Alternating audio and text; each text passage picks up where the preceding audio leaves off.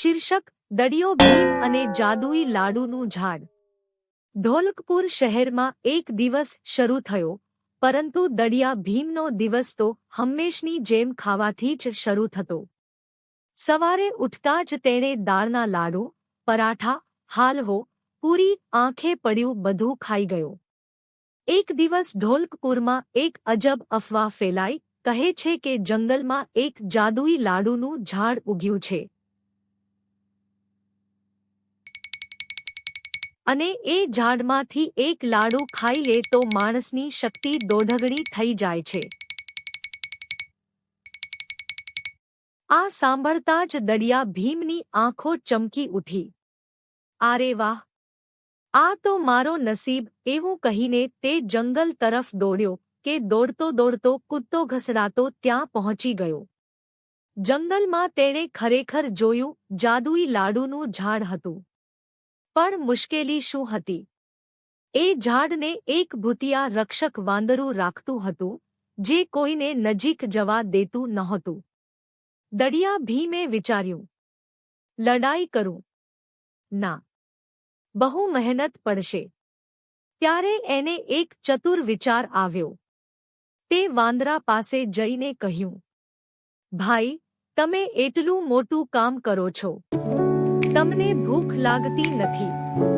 વાંદરો થોડી વાર મૂંઝાયો, પછી બોલ્યો, લાગે છે।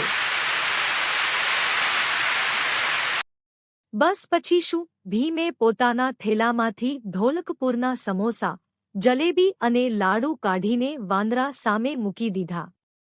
વાંદરાની આંખો ચમકી અને ભીમે તેને બધું ચટીને ખાવા દીધું। રક્ષક વાંદરો ખુશ થઈને બોલ્યો, જા, તને જેટલા લાડુ જોઈએ તેટલા ખાઈ લે। દડિયા ભીમ ઝાડ પર ચઢવા લાગ્યો, પણ પહેલી ડાળી ઢાશ તૂટી પડી, બીજી ડાળી કડાક કરી, છેલ્લે સૌથી મજબૂત ડાળીએ તેને ખેંચીને રાખ્યો।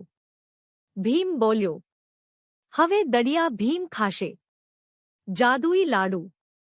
જેમ જ તેણે પહેલો લાડુ ખાધો, એના શરીરમાં પ્રકાશ ફેલાયો, શક્તિ વધીને દોઢગણી થઈ ગઈ।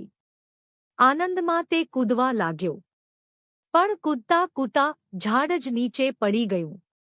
ઢોલકપુરના લોકો બધાએ જોયું, દડિયો ભીમ ઝાડ સાથે જમીન પર પડેલો છે, હાથમાં લાડુ અને ચહેરા પર મોટી સ્મિત।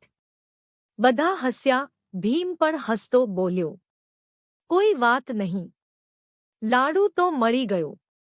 પછી આખું ગામ ભેગું થયું અને એક મોટી રમતરોમચક વાનગી બનાવી, અને એમાંનો સૌથી વધારે જે ખાધું, તમારે તો ખબર જ છે। દડિયો ભીમે